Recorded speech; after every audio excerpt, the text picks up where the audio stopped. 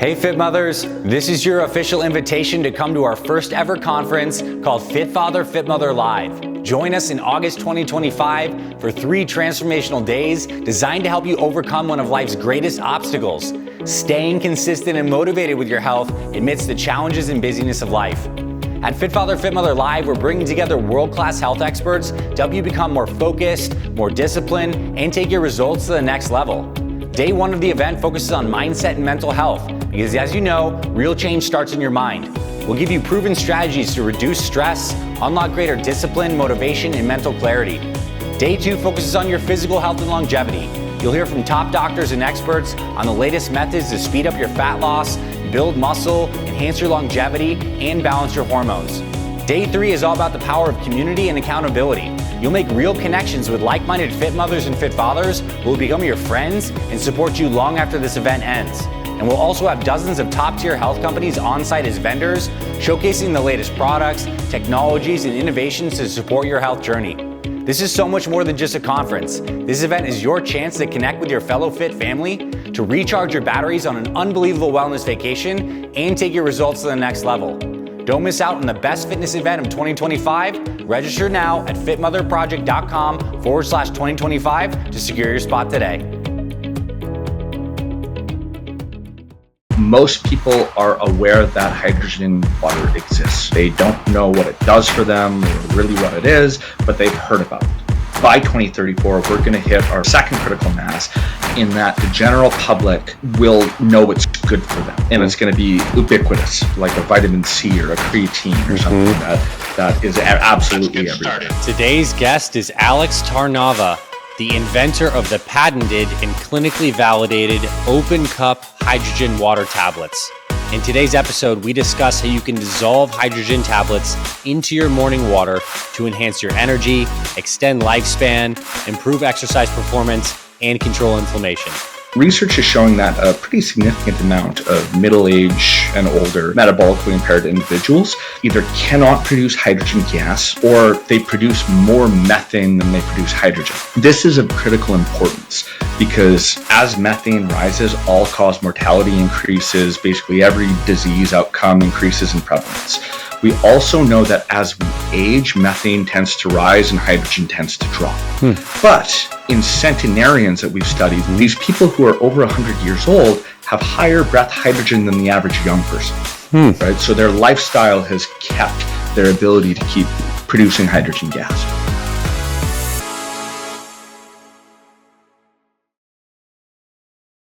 Hey friends, welcome to today's episode. I wanted to record this specific introduction for this episode because there are some scientific terms and understanding that I want to lay down for you that's going to really help you get a lot out of this conversation.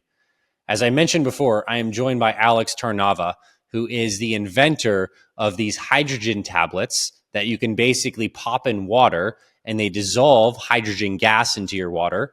And when you drink that, you get a lot of health benefits. You're going to hear in this conversation there are benefits related to inflammation, antioxidant capacity, improving exercise performance, improving cognitive health, regulating hunger hormones. And basically what's happening here is if you remember back to your high school chemistry class on the periodic table, there is hydrogen, which is element number 1. It's the smallest element on the periodic table. It is the most abundant element in the entire universe. And it turns out that when we get hydrogen into our bodies, that there's a lot of health effects that happen in all organ systems. This is why there's such wide-ranging effects. And over this past year, I've been playing around with molecular hydrogen, dissolving these tablets in my morning water. And now I'm having a conversation with the guy who actually invented these. And the company of the tablets we like is called Drink HRW. They produce these really great hydrogen tablets. And the basic concept here is that when you put these in your morning water and you chug it very quickly, you're giving your body a high dose of molecular hydrogen, which works in different ways than standard supplements. It's a little more foundational than that. And when you get this into your routine, your health can certainly enhance. And I'll say this, if you're at a point in your health and fitness journey where you've done a lot of optimization your nutrition's on point, your exercise is on point, you're regulating your stress, and you're looking for something to take your performance to the next level, then molecular hydrogen is a biohack that I absolutely approve of. It's something I've been using for the last year, and I'm really excited now to bring this to our community as part of our conversations and the things we look into to enhance our lifespan. Enjoy today's conversation. Ready to unlock the ultimate recovery secret? Meet Desert Plunge, the premier cold plunge designed to take your recovery, energy, and mental resilience to the next level. Cold plunging is more than just a trend. It's a game changer for reducing inflammation, improving circulation, boosting your mood, and even accelerating fat loss. And with Desert Plunge, you get a premium cold plunge setup that's durable, easy to use, and built to last even in the harshest conditions. I have a Desert Plunge that I use every single day, and I absolutely love it. And here's the best part. As a listener of this podcast, you can save big. Use code FITFAMILY at checkout to get an exclusive discount. Whether you're a busy professional, a parent looking for stress relief, or just someone who wants to feel better every day, Desert Plunge makes it easy to add cold therapy to your routine. Visit desertplunge.com now and start your cold plunge journey today. That's desertplunge.com, code FITFAMILY for your exclusive deal. All right, Alex, welcome officially to the Fit Father podcast. We are so happy to have you here and to have a very illuminating discussion about molecular hydrogen. Yeah, happy to be here. It's super cool, and I do feel grateful to be here with the founder and the creator of these molecular hydrogen tablets, something that I have been using in my health journey over this last year. And I think there's a lot of people listening to this. This may be the first time they've ever heard about molecular hydrogen. So I think it's prudent to talk about the backstory of hydrogen, why you created this, and basically how it works in the body and how it might be different from other types of supplements or products that people might take. Absolutely. So which should we start on first? Should I tell my story? Should I tell the story of hydrogen from the beginning of evolution? Let's tell the story of hydrogen. I think that feels right. Sure. So hydrogen has been with us since the very beginning of evolution, since our last universal common ancestor. So the single-celled organism that spawned all life on this planet actually consumed hydrogen as its fuel source. Now, a few steps later, the eukaryotes that became our first mitochondria, well, they formed in a symbiotic relationship between two organelles, one which expelled hydrogen as a waste product, right? So it's been with us for a couple steps before mitochondria.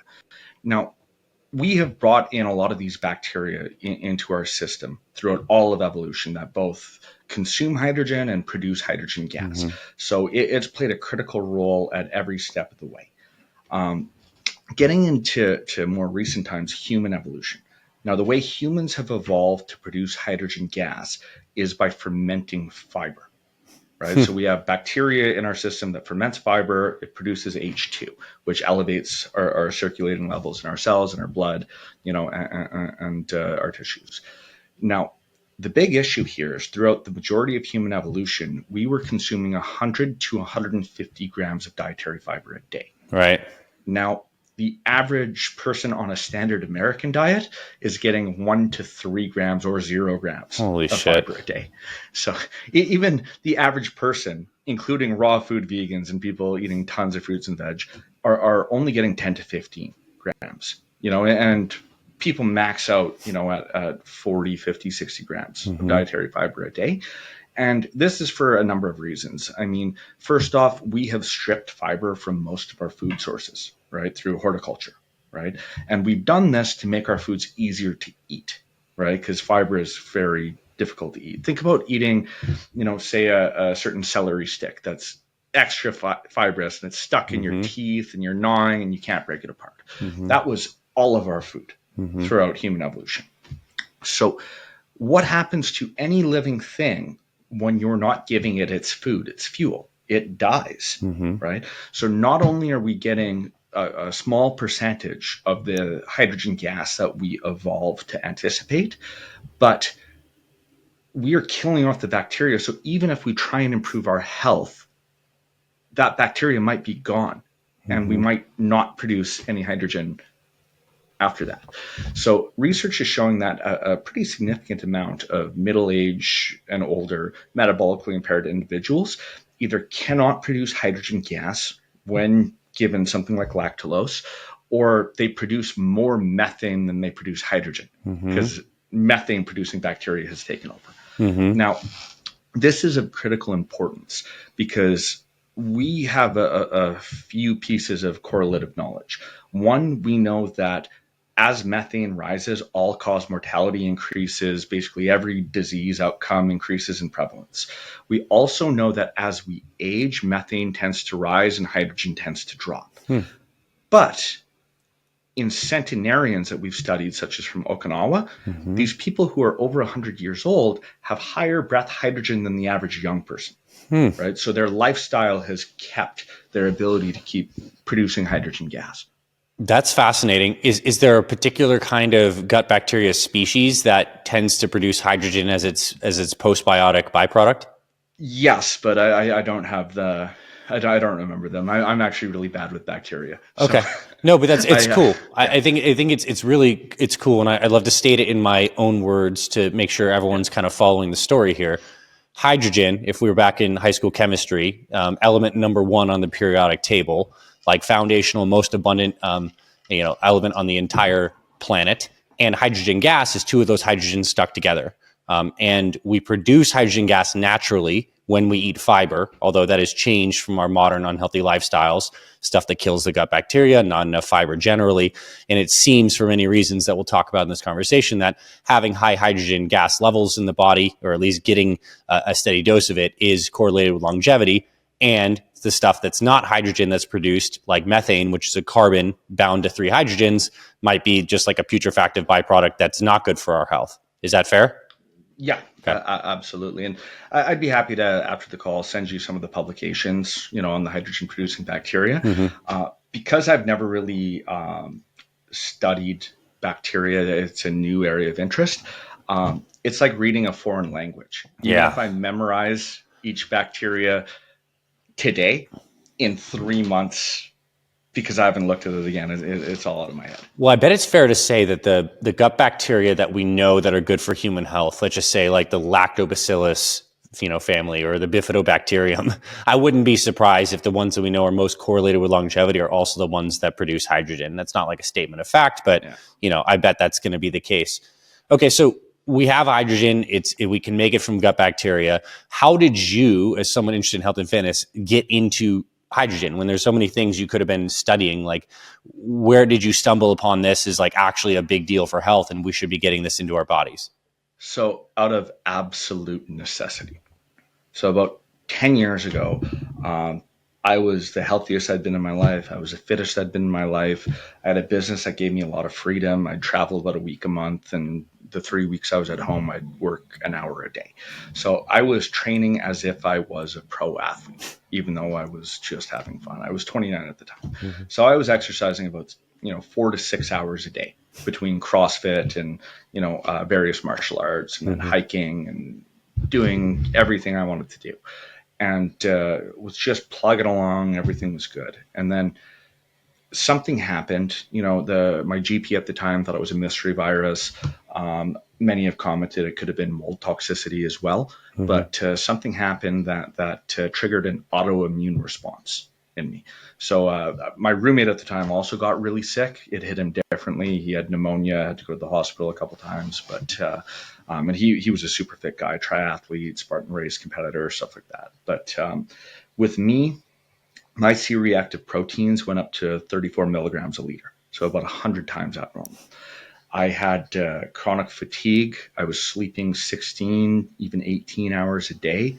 I had sudden onset narcolepsy. So if I sat down for a minute or two at a time, I'd just conk out, which is how the hours kept stacking up. And I had central nervous system fatigue. So basically, I had absolutely no explosive energy or reactive energy. So, for instance, at the time, I could do roughly 20 unbroken bar muscle ups. Once this happened, I couldn't do a single chest bar, right? Or I went from a 54-inch plyometric box jump to I couldn't get my feet off the ground, right? But my strength was not affected. like my bench press was fine, my deadlift was fine, my squat was fine. So it was only these reactive movements that were just completely shut down. And the GP I was working with at the time, he just kept taking my blood a few times a week, trying to figure it out. And after a couple of months of this going on, it just slowly started going down. And I went down to like 2 to 3 milligrams a liter on my C-reactive proteins, which is still high, like what you'd expect if you have the flu or something like that. But when it dropped like that and the central nervous system fatigue went away, the narcolepsy went away, the extreme fatigue went away, I was left with polyarthritis. So I had osteoarthritis in 11 joints, the worst of which is my left shoulder, which now has no cartilage left. So the high inflammation had just ravaged basically every joint that I'd put stress on in my lifetime of sports or had injuries in. They were ruined. And the GP that I was going to at the time, he put me on 1,000 milligrams of naproxen a day. So that's like, for listeners, think Aleve, but like super Aleve, like 5 times a dose you do over the counter, and cortisone injections. And I went on my merry way, but I knew this was not a forever solution. At 29 years old, I can't just be taking 1,000 milligrams of naproxen and steroid injections for the rest of my life. So all the time I'd spent exercising, I put into just scouring PubMed, reading any article I could find on anything that was reducing inflammation, affecting, regulating the inflammatory response. And I incorporated quite a number of what we now call biohacks. I was doing cold exposure, I was doing sauna, got tons of supplements, was going for, treatments at various, alternative like practitioners. And I started reading about molecular hydrogen and hydrogen water. So I realized that some people I knew were selling these machines that were purporting to make hydrogen. And I bought one for like $5,000 and just went on my merry way. Well, about 9 months after that, I fainted a few times in the gym. So what had happened, I developed multiple ulcers and I wasn't processing my nutrients, right? So I had to abruptly stop the naproxen. And within a few days, all my joints seized. Couldn't put on, a jacket, couldn't put on socks without lying down. So I came to the realization that the naproxen and the injections were the only things that were keeping my inflammation down.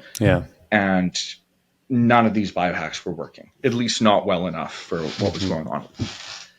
So I went back to the drawing board, went back to PubMed, was desperate, just scouring. And I found more studies on molecular hydrogen and hydrogen water. And at first they pissed me off because I had this $5,000 machine that wasn't working. But then it just clicked and dawned on me, well, how do I know my machine is making hydrogen?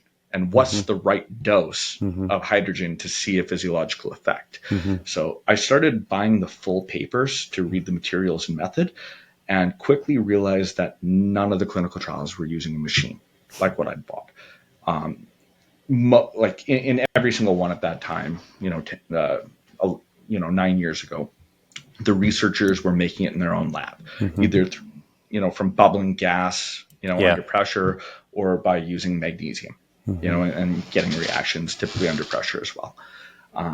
So this gave me a bit of hope, and I went about trying to make my own hydrogen water. So first I found magnesium rods, but then I had a second thought. I tried it for a couple of days, and I'm like, I'm not controlling how much magnesium I'm ingesting, right? And I don't have a lab to test. So I didn't want hypermagnesia. So then I'm like thinking I need to control the amount of magnesium I'm getting in.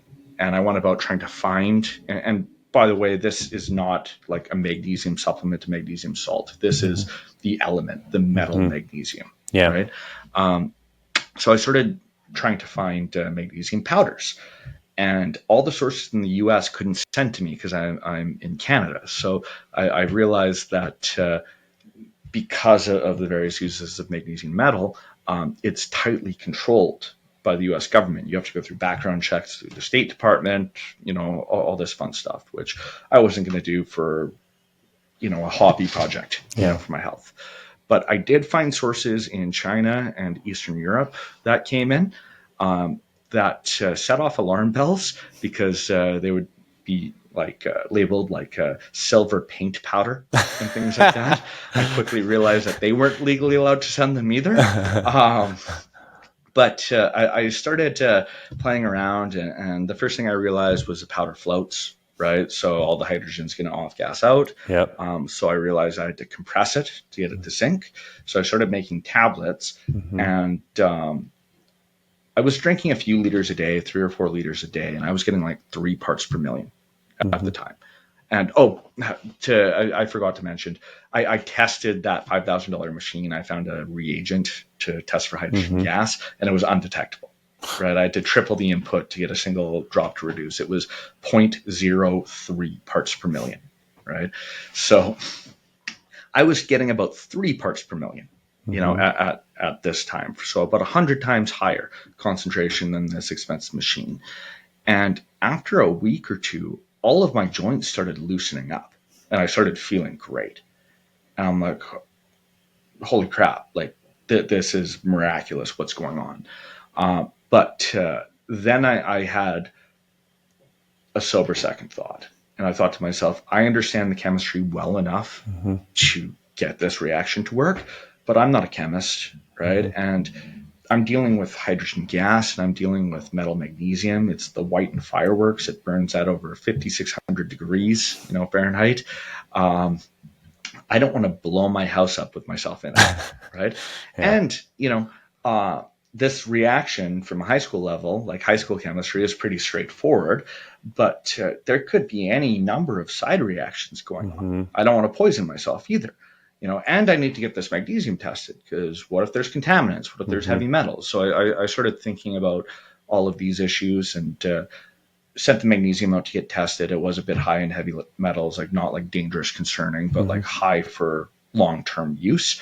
The magnesium we now use is a pharmaceutical grade that they use in implants inside your body that react away, and there's almost no heavy metals in. Like we are a fraction of what California Prop 65, sets the limit at, which is the strictest, regulations in the world. So I found my founding partner. He's a PhD chemist, right? Like an organics chemist, synthetic chemist. He designs molecules for pharmaceutical companies, for different disease targets. And I told him what I was doing.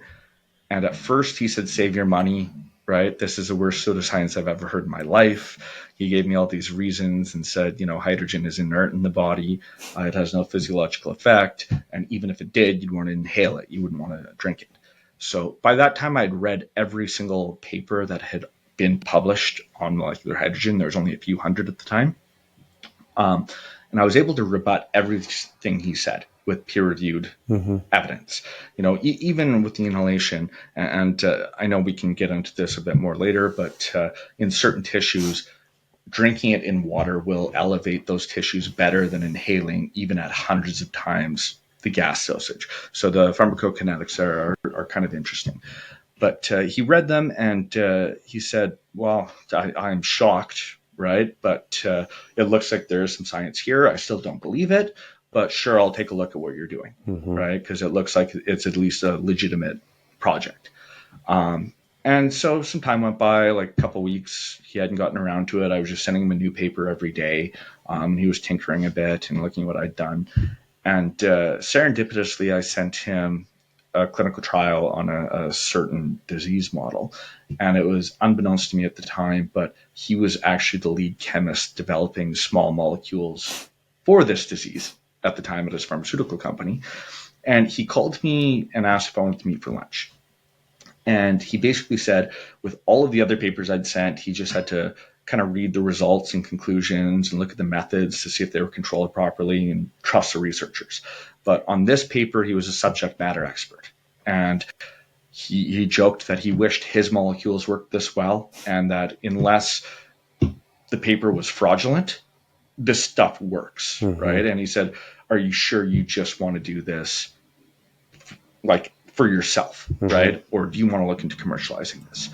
So I thought about it and I thought, let's at least progress and see if this is possible. So it only took a few weeks for him to refine my formulation, and we got a tablet that was working perfectly in a mortar and pestle. We quickly realized that there is a massive difference from making 10 or 20 tablets at a time, hand mixed in a mortar and pestle and hand pressed, and making millions at high speed. Yeah. For getting it to still work, to get it homogeneous, and also to reduce the risk of explosions and anything happening, dealing with, the elemental magnesium. So to get our first production ready tablet from that point was roughly a year. It was 3,000 iterative adjustments to our formulation, and our process. And it was 15 failed scale-up attempts. Right. And I kind of quarterbacked that one. He didn't have the bandwidth. Obviously, he was working like 80 hours a week for his pharmaceutical company. He was just kind of advising as we went. And I just had to dive deep. I read every single patent I could find on making tablets and, lubrication and binding. I read every, research article I could find on this area of science. I hired other consultants. And I just kind of quarterbacked everything to try and put the pieces together from each area of science on what each expert was saying. And we finally got there. Now, the next phase, because now I had a product that I could turn into a business. But the second challenge is I have always been quite skeptical of the supplement industry, right? And I didn't want to just go in and sell something that I had no real good evidence it was working, right? Now, at the start, I was thinking, okay, well, I'm getting a higher concentration and dosage than these other technologies that they're doing research on. So that can justify this, but I really need to demonstrate that my product is actually doing something and helping people. So I emailed every first and every corresponding author on every single clinical and preclinical trial, like rodent study on hydrogen at the time. Again, there was only a few hundred at this point, offering free product, free placebo, assistance in funding, right, to give them free reign to publish no matter if it works or it doesn't. I strongly believed in that, and I think science is ruined, by these gag orders on publication when it doesn't turn out the way a company wants it. And I got a couple bites. A couple of researchers are like, sure, we're always looking for hydrogen products. We'll test it. And now, since then, and this is, I guess, 8 years ago, in the last 8 years, we now have at least, we stopped counting at 5,000 more iterative adjustments to our formulation to get to where it is now at the over 12 parts per million and 500 milliliters. We have 18 published clinical trials. We have, I think it's 5 case studies, 6 preclinical studies. We have 3 more clinical trials that are either under peer review in press or under manuscript prep. And I think it's 5 or 6 mouse studies that we have that are currently under manuscript prep or under peer review. So, and we have more research actually currently underway than we have published. So we've really piled on. It's a really powerful journey.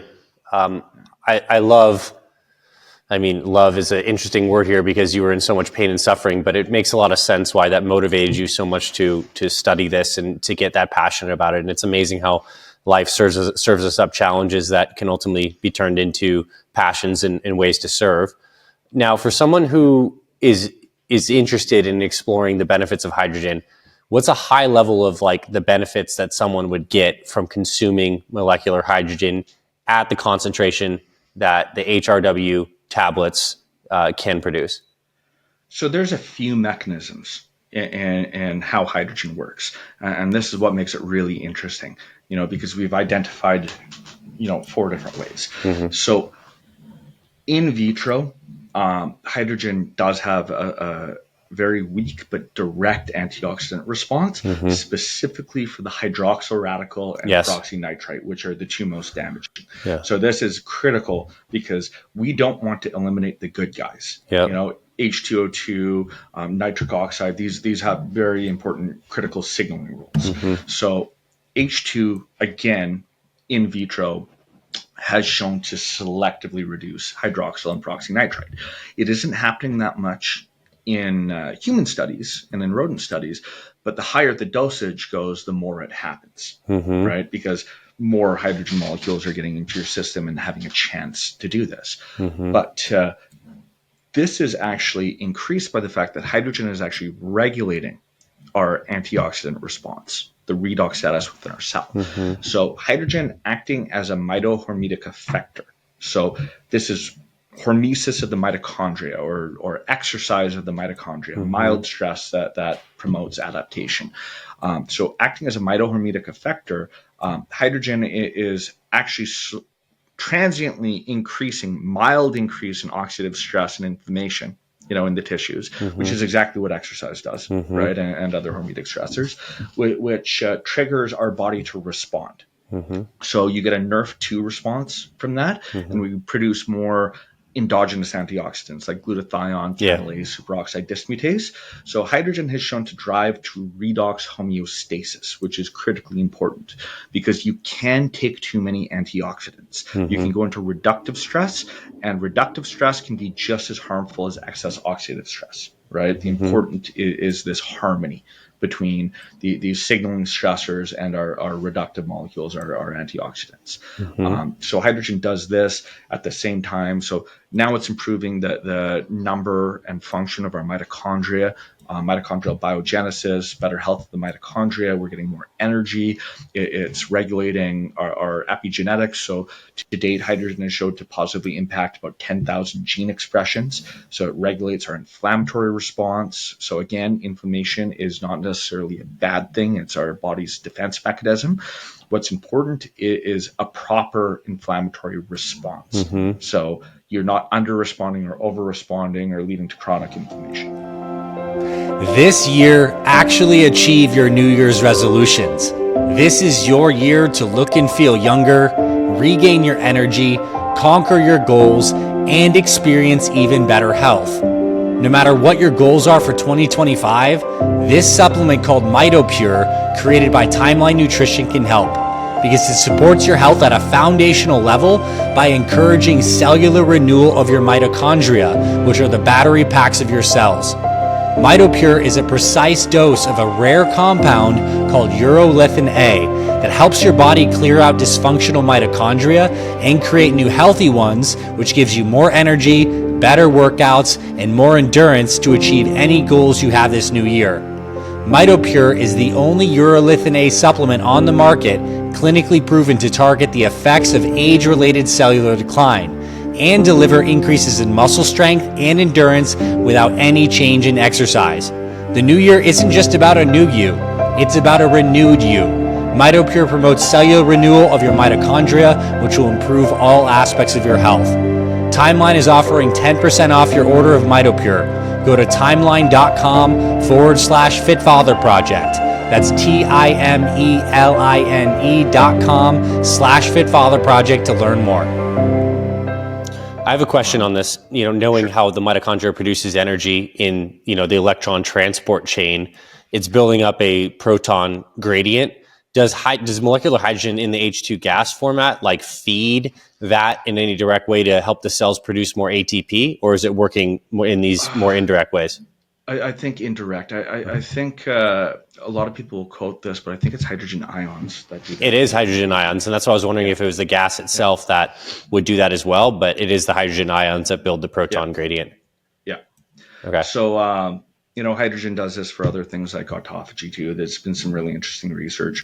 Hydrogen usually activates autophagy, but in a couple very unique models like drowning, resuscitation, and heart failure, hydrogen has actually inhibited autophagy when we absolutely don't want autophagy at the time.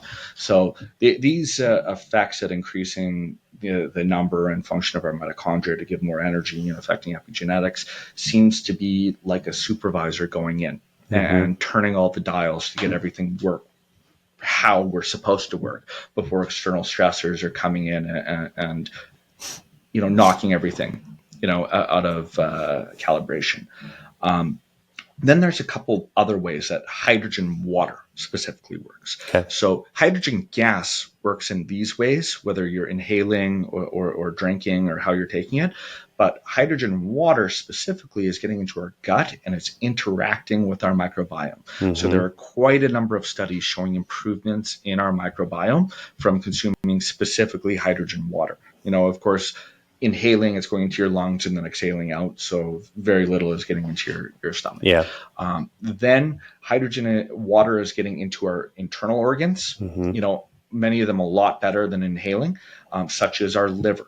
And we still don't understand what's going on here, but we have pharmacodynamic studies showing that hydrogen enters the liver and a portion of it doesn't come out. It's metabolized in a yet to be discovered method. Now, this is very curious because so far in the research, having a physiological effect in the liver is taking the highest dosage, right? So, perhaps 10 times higher than seeing the first physiological effect for exercise to see the first physiological response in the liver. So there's a number of mechanisms here. Now, all of them working together. For instance, with the tablets, we have 21 structure function claims, that are validated to FTC and FDA standards. So it's improving metabolic health, it's improving brain health and alertness after attention after sleep deprivation. We have improved some biomarkers, some phenotypic biomarkers, and actual functional outcomes in the elderly and aging.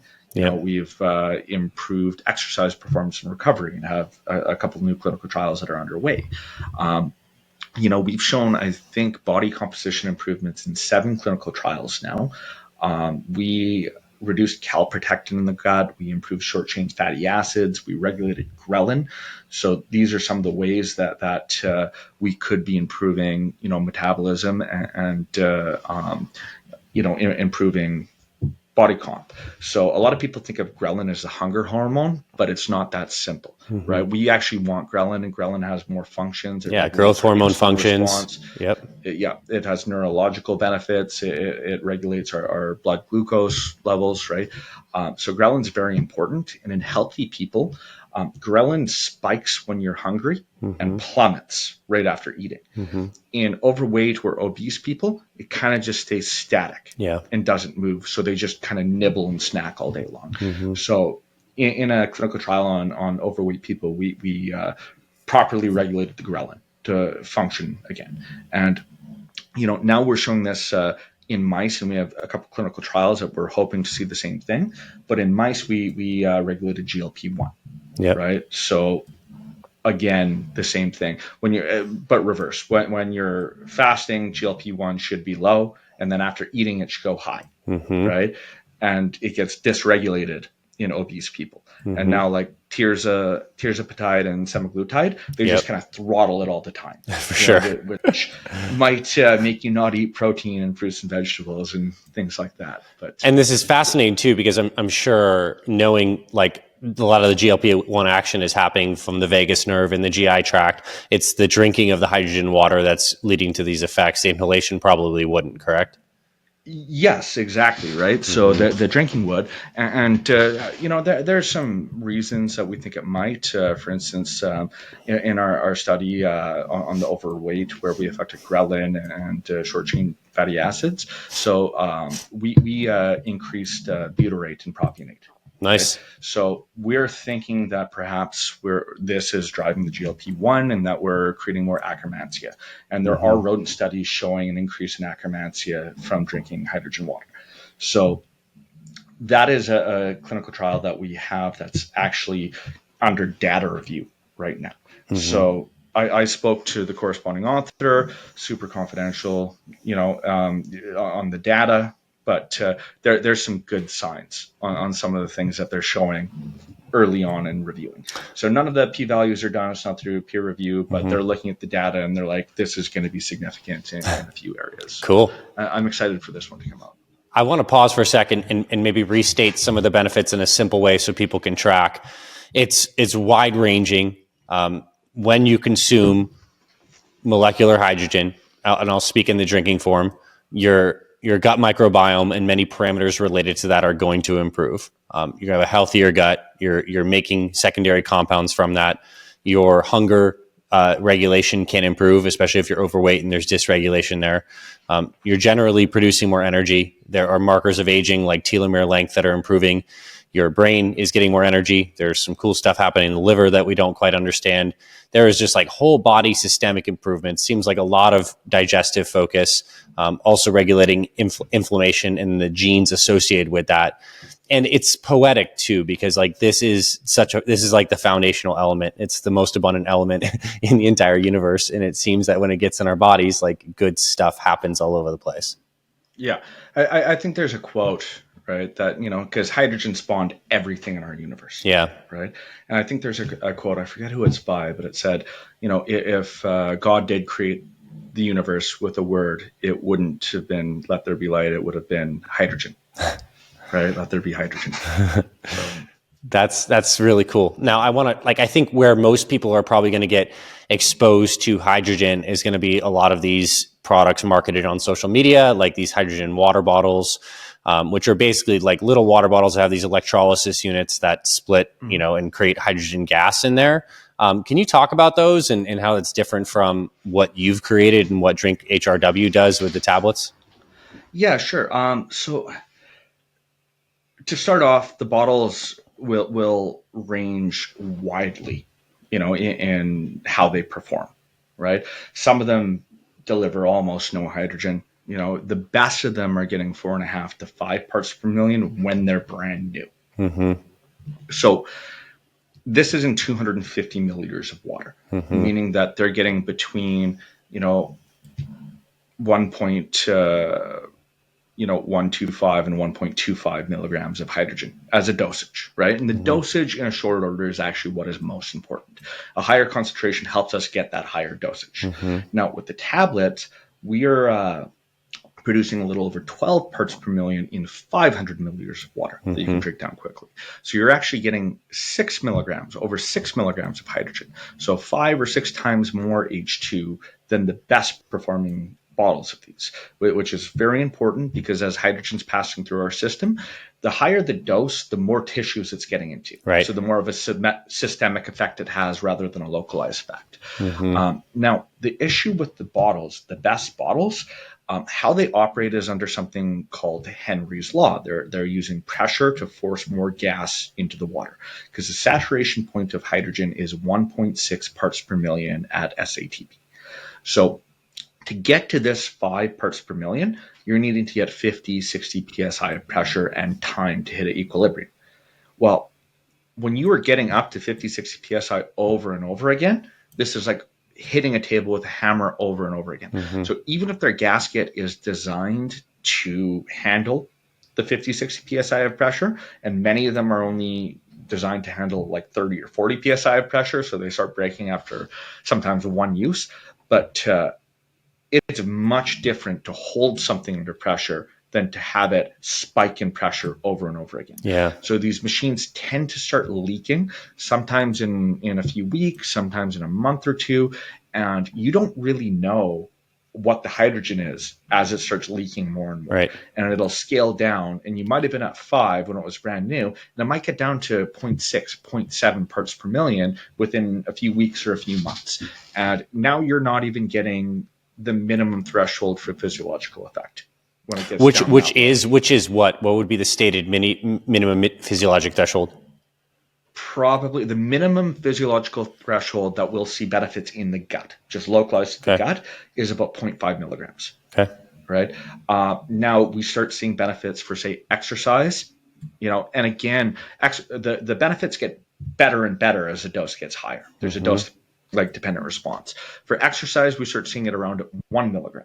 So again, these bottles, having one is enough to start seeing some mild benefits for exercise when they're brand new.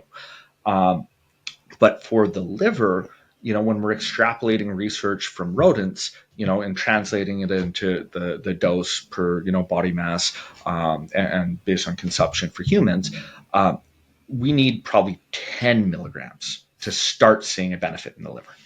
right? So this is where it gets really important. When you scale up the dose, it's critically important because it's affecting more issues. It's getting into more tissues. It's having more of a systemic effect. And our antioxidant systems and inflammatory systems are localized, right? When they're too high throttled, they end up being chronic in circulation, but they start out localized. So the more tissues you're getting the hydrogen to, the more it's regulating in your whole body. So that's why dose is critically important. Now, some other issues with the bottles, and there isn't much definitive proof, but I know a number of people have been stating concerns which have been growing about microplastics, from the bottles, about PFASs, in the water. So I think more research is needed. And it's also important to understand that, say, with the hydrogen tablets, we have new dietary ingredient status with the FDA. We have GRAS status. Every batch is manufactured in a GMP facility in the USA that undergoes California Prop 65 standards, the strictest in the world. As a consumer device, and all these bottles are coming primarily from China, they don't actually have to do any testing, right? So we don't know what we're getting. I've also heard about potential risks of ultimately heavy metals in the water from the electrodes over time with some of those bottles as well. The metal degradation over time in the electrodes. So people have brought up those concerns. Again, I can't definitively state it's doing any of these things because researchers need to do studies and publish it and show this is what's happening. But enough researchers have brought up these concerns that I think it's worth noting that people should be cautious. My personal experience over this last year using hydrogen is I looked into enough of the research, probably a lot of stuff that you helped fund and get out there, ironically. And I was sold. This has the mechanisms, it works. So I bought one of the more, I would say the more expensive on at least Amazon, $300-400 machines. And they certainly have multi-$1,000 machines that are much better. But I bought one of those and I started comparing it in hydrogen testing at home to the amount ppm concentration to the tablets. And in the new units, I was getting about, of the machines, I was getting about 3 to 4 ppm, which I was like, oh, damn, that's pretty good. Because I even had a bottle that was less than 1 ppm, but the tablets are just far superior. And when you get into the really expensive units, they have ones that people are charging $10,000 for. The cost efficacy, and they're only generating maybe in the parts per billion, not even in the parts per million in some cases.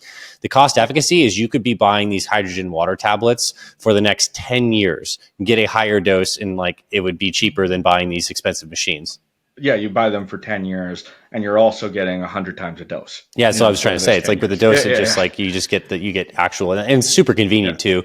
Easy to have a ritual of just dropping one of the hydrogen tablets in morning water. So a couple specifics, if someone could imagine and visualize the routine. These are pressed tablets that come in a little bit of a sleeve. And what do you do with them? When do you recommend people take them? How much water should they mix it in? What does it actually look like to use hydrogen? On an empty stomach is best.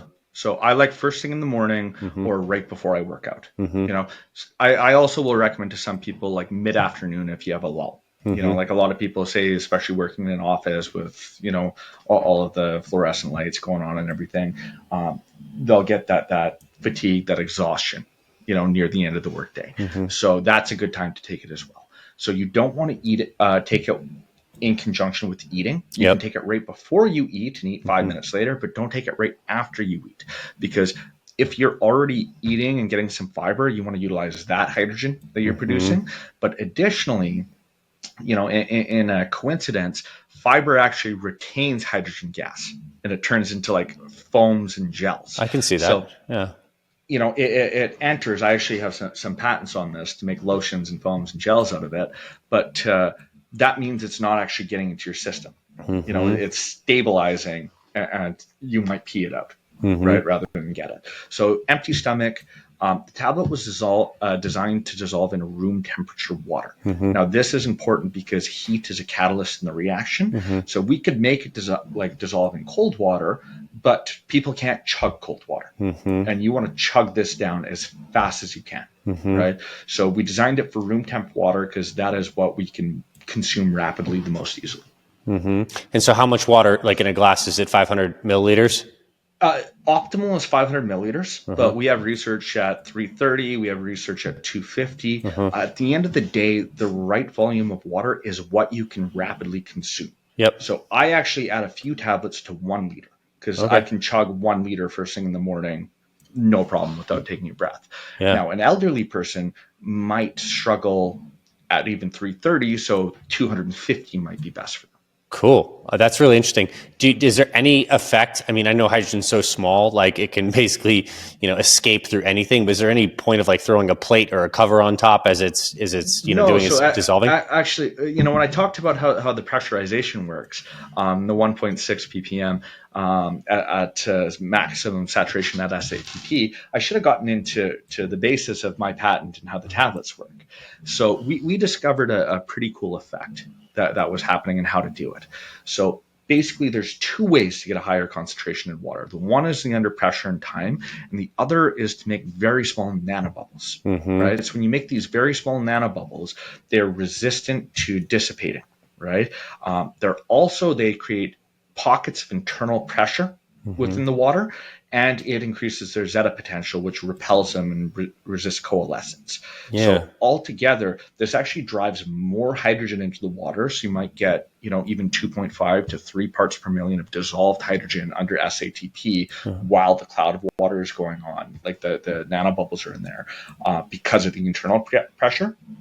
But these bubbles are then stabilized and they're not dissipating. So they're quasi-dissolved. So it gives you enough time to chug it down and get it into your system to start circulating. So basically, when this reaction, I'm watching I popped my hydrogen tablet into some water, maybe 500 milliliters, and I'm watching it happen. Like I'm watching visually, I see bubbling happening. I see some stuff forming on the surface, in the magnesium reaction. And then the second I see motion is done, is that when I just tip it back and chug it? As soon as it pops to the surface and you see it start breaking it apart, you just want to slam that down as fast as you can. This is not something you want to sip on, right? Now, think of hydrogen because it is hormesis, right? Like exercise. Yeah. Chugging it down is like doing a hard workout, right? Right? You just did that stress. You're flooding your system with the H2 gas. If you sip on it, that's like doing one bicep curl every 30 minutes. Totally. Right? You're not going to get the hormetic response.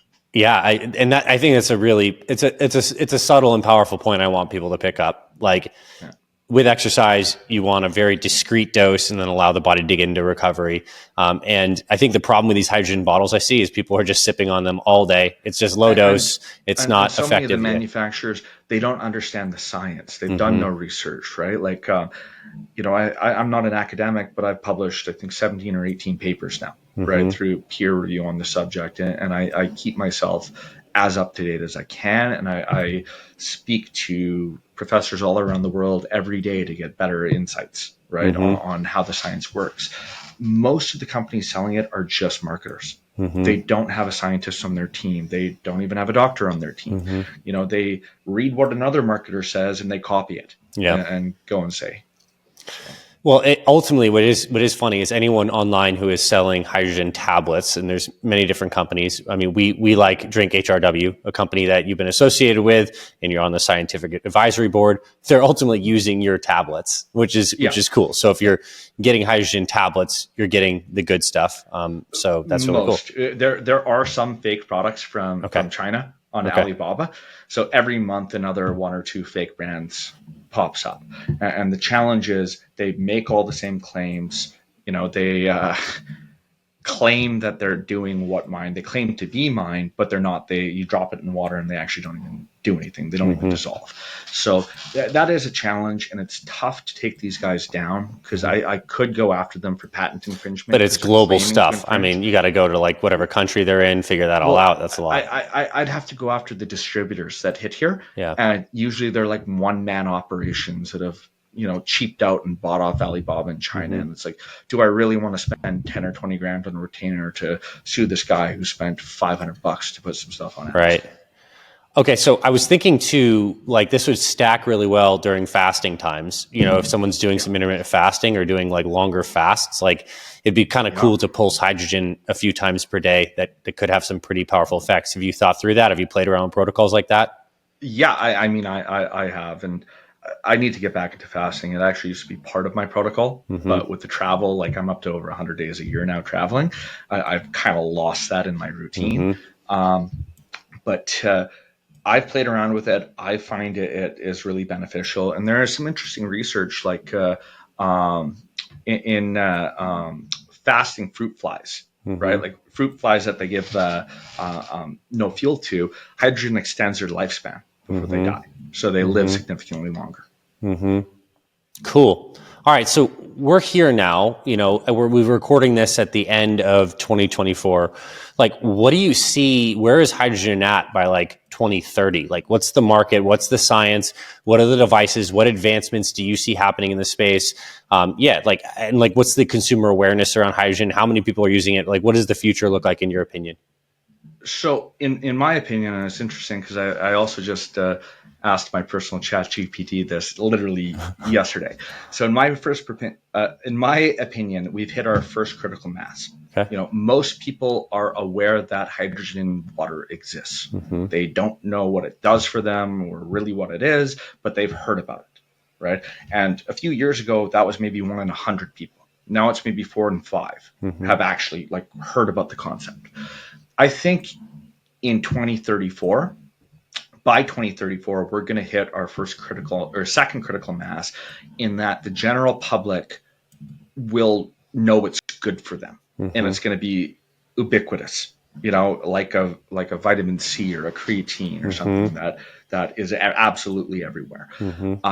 Now, in going more into the validation point and being accepted as like serious, you know, science-based medicine. I know I asked this chat GPT literally yesterday evening, and it thinks there's about a 60% chance for about 10 different areas that hydrogen water or hydrogen inhalation will be accepted in the medical community by 2034. But when it scales up by 2054, it gives a 95 or more percent chance that by Mm-hmm. 2054 it'll be accepted in the medical community. Cool. I mean, really cool. And even beautiful. Like, I'm a naturopathic physician, so I'm trained in natural ways. And I think there's nothing more fundamental than the base of the periodic table in helping improve human health, and the fact that it's a postbiotic. So, like, I love this. Very, very exciting. Now, let's talk about inhalation. I know you're also working on, different routes of delivering hydrogen. Like, what do you see? Like, you're making your own device. We chatted about this before the podcast that, will give people the ability to inhale hydrogen. What is going to be the expected benefit of that over people taking the oral? Like, what are the gains, and why not just continue with the oral hydrogen tabs until the end of time? Yeah, so I'll start for why I'm developing this machine, because there are machines on the market currently, but none are both safe and effective, right? So the machines that are potentially effective are an explosion risk. Mm-hmm. Hydrogen is explosive between 4% to 75%, right, of the air. Now, think the Hindenburg blowing up, Mm-hmm. right? That's hydrogen gas. So the machines that are effective are some of them that are either producing hydroxy, so 66% H2, 33% oxygen, which is immediately explosive. And Mm-hmm. I actually know a researcher that one exploded on, and there's publications detailing all the times they've exploded on people, or that are producing 99% hydrogen gas. Now, these manufacturers argue that they're not explosive because they're at pure hydrogen, right? But it's through a nasal cannula, and we Mm-hmm. only inhale 18 of every 60 seconds. That means 70% of the time, these other 42 seconds, the hydrogen comes out your mouth, Yeah. right? Making the air around your head an explosive mixture, Mm-hmm. right? So for these reasons, this is why hydrogen inhalation, for the clinical trials, they are almost exclusively in China. It's the only place where they're getting ethics approval to do this research. In the trials in Europe and North America, they've actually had to fill gas containers, secure them in hospitals, and go through these whole procedures, to get a proper flow and get it tested. Now, on the flip side, there's machines out of Japan which are safe but ineffective Mm-hmm. because they're delivering 4% hydrogen gas, but only 1 or 2 liter a minute flow rate through a nasal cannula. So we breathe 6 to 8 liters per minute at rest, up to 10 liters a minute for a bigger person. If you're only getting 1 or 2 liters a minute and you're only getting 30% of that because it's nasal cannula, you're getting a fraction of this 4% gas, which we know is effective in rodents. So I've spent the last 7 years working with one of the top researchers in the field to develop this machine, and various engineers in the field, and talking back and forth with various researchers looking for a machine like this. We ended up figuring out how to make a machine that delivers up to 10 liters a minute, 4% hydrogen gas through a rebreathing mask. Now, this is important because just doing a straight flow, you're going to need 60 liters a minute, right? And that's not practical from a cost standpoint, and it's going to be very uncomfortable pounding on your face. So we figured out that this cool innovation, this patent pending our system anyways, where it mixes inside the machine and inflates an inflatable bag as a reserve tank. So when you inhale, it opens a one-way valve. You inhale 100% of your air as this 4% hydrogen gas mixture, and then you exhale the CO2 out another one-way valve. So we intend to launch this at the Health Optimization Summit in Austin, Texas in the middle of April. Nice. And okay, so like this goes great. Like, do we expect just like much higher blood levels of hydrogen than if the tablets? I answered. I went off on the first question and forgot the second. So the pharmacokinetics are a bit different between hydrogen water and hydrogen inhalation. So when we've done studies, we've seen that hydrogen water is better at saturating certain tissues like our liver, getting into our gut, and certain internal organs. Inhalation obviously gets much better into our lungs. Yeah, lungs and heart probably. Yeah. But also our muscles, right? Inhalation is raising higher. Now it's interesting because inhalation gets a bit higher than hydrogen water in the brain, but then hydrogen water has all the secondary messengers from the gut to the brain. So, we're going to have to try and separate which mechanisms are promoting the neurological benefits. But I see a future where we are using both. Yeah, I can see that. Because they're getting to different tissues. So you're going to want to inhale and then you're going to want to drink. Yeah, I could see drinking hydrogen water in the morning, inhaling either pre-workout or post-workout perhaps, and there's some kind of dance like that. Yeah. Cool. Well, to end this, Drink HRW is a brand that you founded and you're on the scientific advisory board for now. They have products that are, super well vetted for longevity. One product of theirs that they are excited about is Prime, which has something called GAA, which is a new compound I actually don't know about. It might not be new, but it's something that helps with creatine. Can you speak into this, I guess, Prime as a particular product and GAA and how that's good for people who want, muscle mass with longevity, and especially men over 40, like who we serve here at Fit Father? 100%, right? And to add to what you said, when I exited Drink HRW's leadership, right, and divested out of the company because it was a conflict, to call me their founder, and stay on as an advisor, they gave me veto rights. So they cannot launch a product that I don't sign off on, right? And they can't change products after I've signed off on. And at this time, they set up a scientific advisory board with multiple, doctors and PhDs that help develop the products alongside me. So Prime is one of my favorite. And GAA is really cool. So it's actually a precursor to creatine. It converts to creatine within our body. Now, this is critically important because creatine can't get to our brain. This is why in the 90s and early 2000s, we had massive multi-center phase 3 trials underway looking at creatine monohydrate for various central nervous system diseases, which are all characterized by low levels of creatine in the brain. They all got stopped because the creatine wasn't actually raising in the brain. It wasn't getting there. So GAA will get to the brain, and there's publications showing that it's raising brain creatine levels, but also that it's raising creatine levels in the muscles better. And there's other research showing that it actually isn't leading to water retention. So it's great for people who don't want to, load and gain extra weight by taking creatine. So it's a really cool compound. Now, we've known about GAA since like the 1950s. We've been using it since then for livestock and chickens to put on mass. The reason it was never used in humans is because it sees a rise in homocysteine. Right? Now, the recent research has combined GAA and creatine monohydrate, and creatine monohydrate lowers homocysteine. So they've been finding no raise in homocysteine doing them together. Now, to be safe, I saw you added betaine in there. Yeah, betaine anhydrous. So betaine, which is also trimethylglycine. Yeah. So that has the amount we added has a significantly stronger homocysteine lowering effect than the GAA has a raising effect, and the creatine lowering effect is roughly on par with the GAA raising. So the DrinkHRW Scientific Advisory Board and myself, we created this product to ensure we're getting all the benefits of the GAA and actually lowering homocysteine rather than raising it. That's exciting.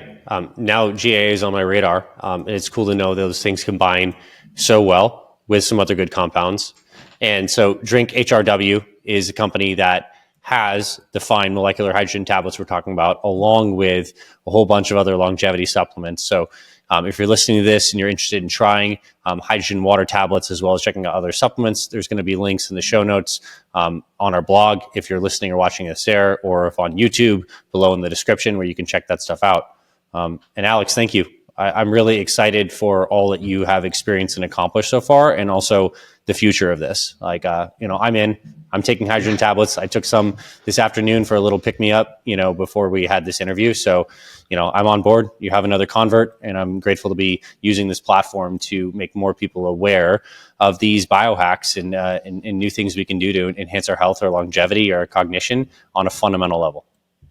Absolutely. And I'm on board with you. I'm excited that my do-it-yourself project to try and solve my own health issues is having a profound effect on the world. Yeah. That's something that, helps me get up every day and be motivated and have purpose and passion to keep going day after day. I love it. Thanks for your time today, Alex. We appreciate you. Yeah, thanks for having me. Hey there, my friend. Thank you so much for tuning in to this week's episode of the Fit Mother Project podcast. If you love what you heard, I have a favor to ask you. Please consider taking 60 seconds right now to leave us a rating and review on our podcast.